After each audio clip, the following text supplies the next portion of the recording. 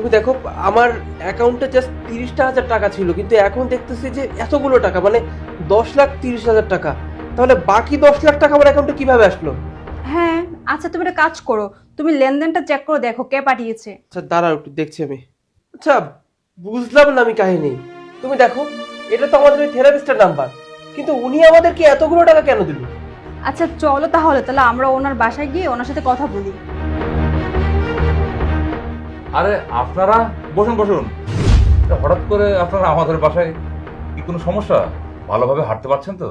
হ্যাঁ, এখন কোনো সমস্যা নেই, ঠিকঠাক মতোই হাঁটতে পারছি।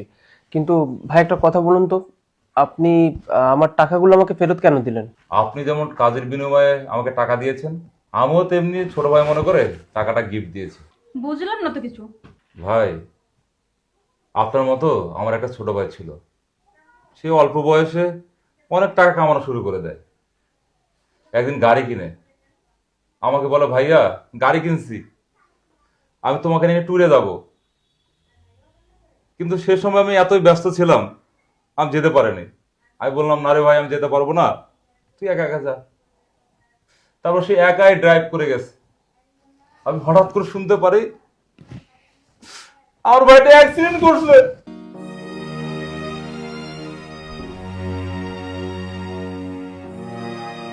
অ্যাক্সিডেন্টের পরে ওরে মেডিকেল ভর্তি করানো হলো।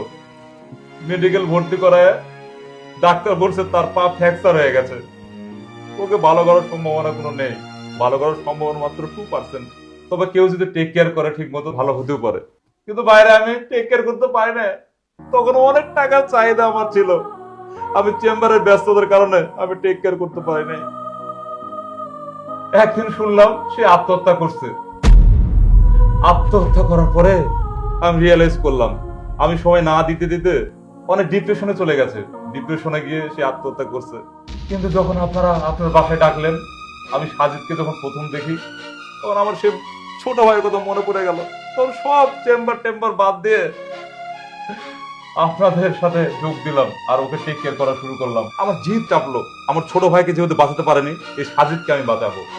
চেম্বার বন্ধ থাকার কারণে আমার ইনকাম বন্ধ হয়ে যায়। এই জন্য আপনাদের বেতনের টাকাটা নিয়েছিলাম।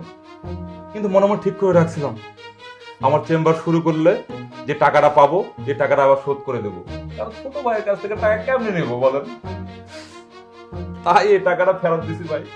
ভাই প্লিজ, এভাবে মন খারাপ করবেন না। আসলে এতদিন আমি আপনার সঙ্গে যে ব্যবহারগুলো করেছি সেগুলোর জন্য আমি আসলে লজ্জিত। আর আমি তো আপনার ছোট ভাইয়ের মতো, তাই না? প্লিজ আমাকে মাফ করবেন। আর ভাববেন যে আজকে থেকে